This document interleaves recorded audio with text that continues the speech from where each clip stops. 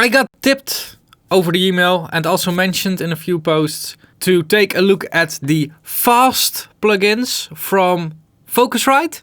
And I mean, if a plugin is called fast, you've got my attention because I like to work efficiently, not necessarily fast. There's a difference between fast and efficient, but let's take a look.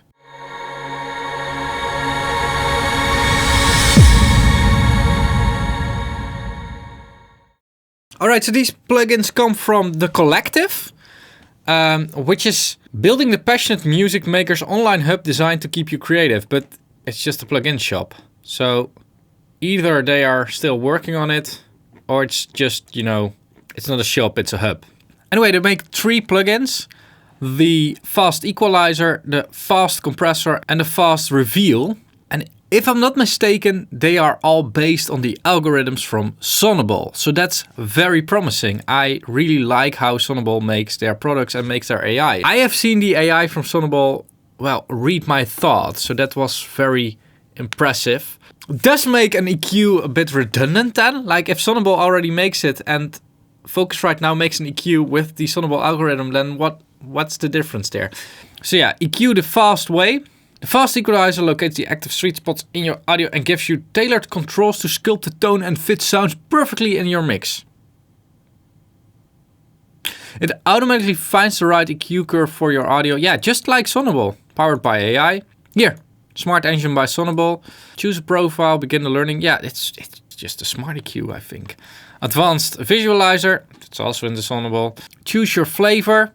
That's not in Sonable, I think. No, this is not flavor in terms of EQ characteristics. It's EQ curve flavor. Okay, here it in action. That's pretty basic marketing.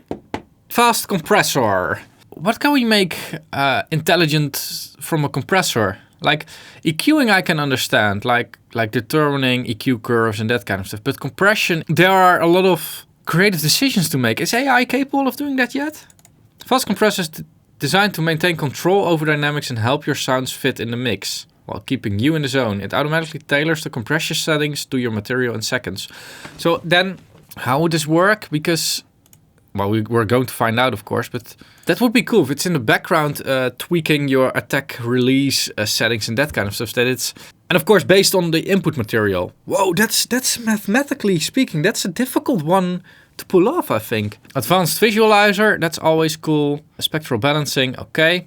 Again, not a lot of terms to tackle snake oilness, like they're saying what it is. And of course, AI is a snake oily term, but it's also very difficult to determine for me, like, is it proper AI? Like distortion, for instance, I can measure, but how do you measure AI? Like you can compare it to me, but that's the same as comparing a tree and a human. So, and of course I would be the tree then.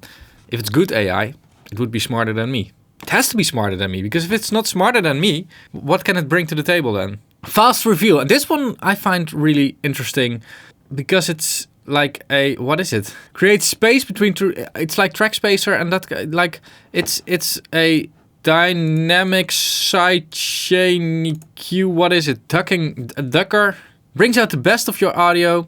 By balancing 2 signals competing in the same frequency range, it reveals the frequency of the track in the foreground by ducking the track in the background whenever there are clashes in the frequency spectrum. Yeah, track spacer, kind of smooth operator with a sidechain or soother with a sidechain. That's basically it. It's not a difficult thing. It's a spectral thing, actually.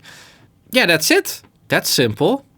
Not a lot of marketing talk. Yeah, let's take a look. So I've got them over here, and look, this is so cool. Like they're really unifying their user interfaces. So it's really cool. So if you know the basic stuff in one, you can easily switch to the next one. I like that. Pretty serious user interfaces. Okay, I cannot save because I'm running the demo as always. Yeah, let's just see what it does, and let's run some audio through it. As always, Sandstorm by The Root. I'm fed up with changes. Come pick me up cause I just wanna see the light. Okay. Universal. Teach me to fly. Skip it a little bit and press learn. I don't know what it needs to learn, but let's learn it. I just see your face where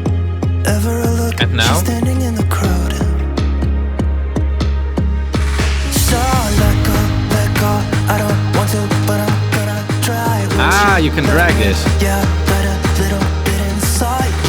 Now what does the white mean? Because the white gets larger. Whoa!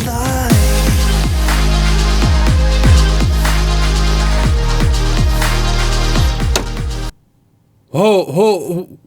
You guys seeing what is happening? There's a lot of stuff happening. Like, literally, a lot of stuff is happening. Could somebody wake me up? First of all, why isn't FabFilter doing this? Like, visually doing this with a control. Like, showing a waveform. Of course, it's already pretty compressed what I'm doing here. Let's just grab some drums. Relearn.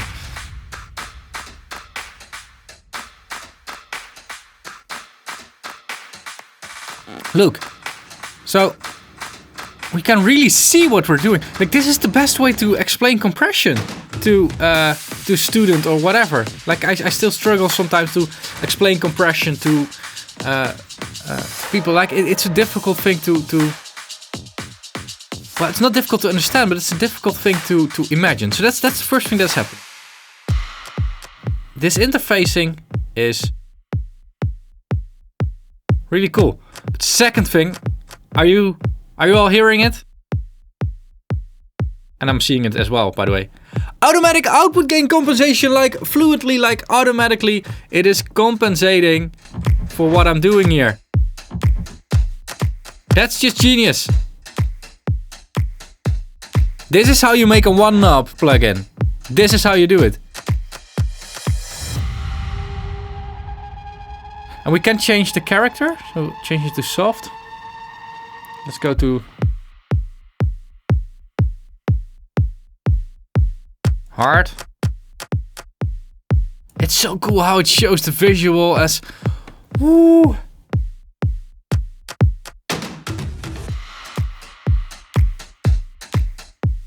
That's really cool. And now we can, let's do neutral, reset. Oh yeah, of course. Detailed.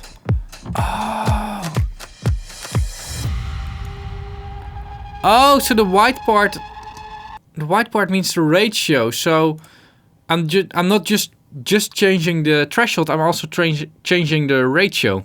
This makes it a one knob plugin, which you can switch to an advanced plugin.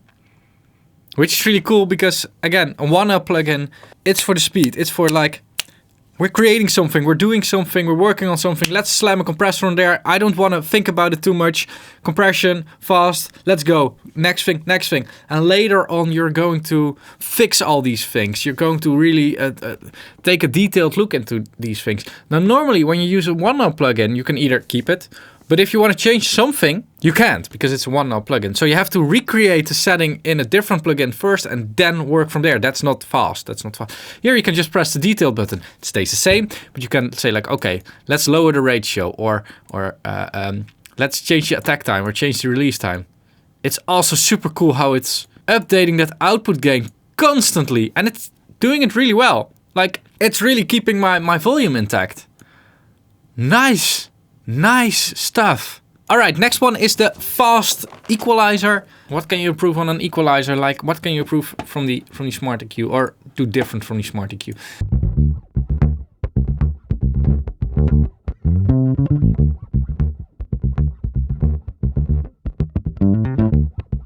Okay. What is it saying here? Boom. Oh. Wow, they're really translating it into different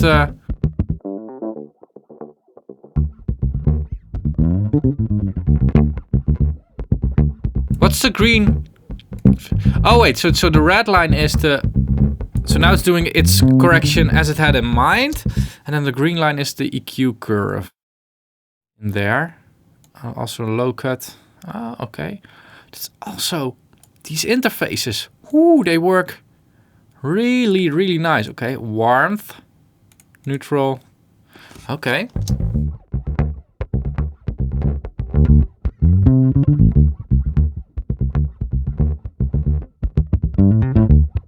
Of course, it makes way more sense to have the computer choose your technical settings, like EQ settings or whatever, and then have the computer give you the creative control, because that's what this thing now is doing. Like normally the computer's asking you, tell me which frequencies you want more or less of. It's still pretty much of a math problem that the computer is asking you, or your equipment is asking you. Although on equipment, the tweaking works different because you're doing it with your hands. But basically, it's still asking things about frequencies and stuff. But that's not what music is about. Let's just be honest. I'm an engineer. I can handle the frequency stuff pretty well. But the question is, do you want more or less boom? It's literally cutting out the engineer now. I will be out of a job if this continues. Because this is normally the translation that I need to make between my client and what I'm doing.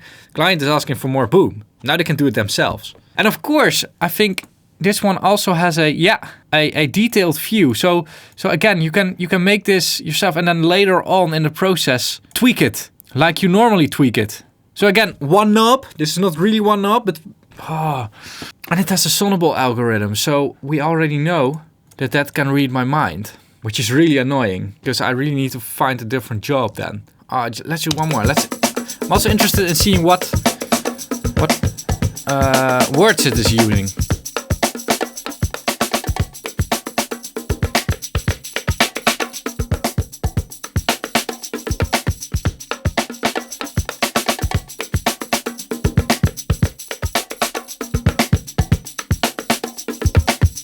This is so well thought out.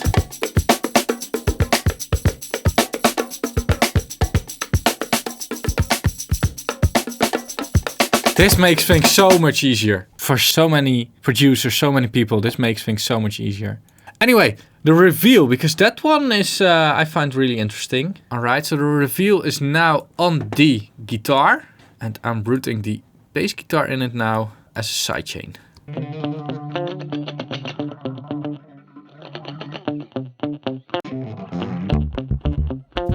Here we go.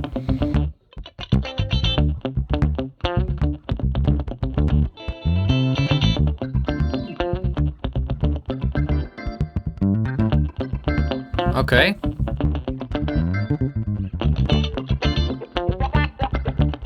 So what is it doing now? Heavy.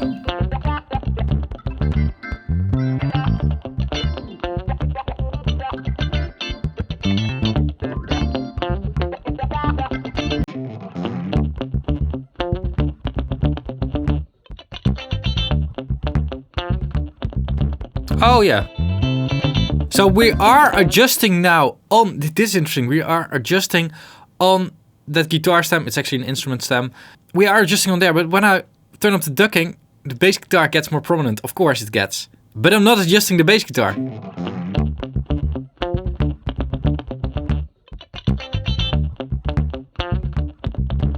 Yeah, this is just a...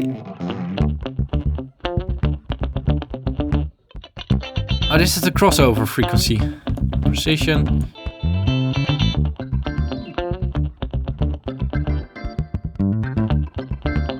This one is a bit confusing in the interface and what I'm looking at. I have to look at it like this, of course. No, I like this. Because I'm used to having the 20 Hertz over here. And then over here I can see what it is doing. But it's not giving me like soother or a smooth operator or... The other one that I constantly forget the name from, what was it again? I don't remember. That really shows me the spectrum, which is in detailed view something that I would like to see. In fast, I really think that plugins like these are being overused. I think there are just a few situations every year where I would really need to use such a thing. Just a few, just a little bit of those situations. So it's a difficult plugin to really judge because it's not really needed as much as we think it's needed. Although the way that this is designed, it's interesting. Yeah, I would design this in a different way, using the same standards for the interface, but just like how the view works and how the controls work. Because there's now like, I have only one control on fast. I'd like to have another one. Or maybe put the ducking instead of over here, put it over here, like in the compressor plugin. Yeah, that's what I think. Does that make fast? Focusrite fast, the fast bundle. Does that make it snake oil? Absolutely not. But I am interested in checking what it would cost. So, buy. But can you buy it? Pay as you go with 15 monthly payments with unlimited access thereafter. So you're basically taking out a loan to buy the plugin. Terms. No. But can you also just buy it? Can you just... Whoa, but this is weird. So you cannot say like I'm paying £90 for this. That's really weird. I don't understand this. It's up to me to decide if I want to take a loan for the plugin or not. And if it's like £80, it's pay it off immediately. Like, what's going on here? Yeah, you can cancel it. So you can cancel it, so you can pay a loan, cancel it. Then you don't have access to the plugin anymore. Then they keep it up to date, but for the duration of your access. But that's also if you paid it off. Why not just give an option to just buy it? Anyway, snake oil. No, absolutely not. And I really like that the Smart EQ algorithm is behind it, and really like the way that this plugin is designed.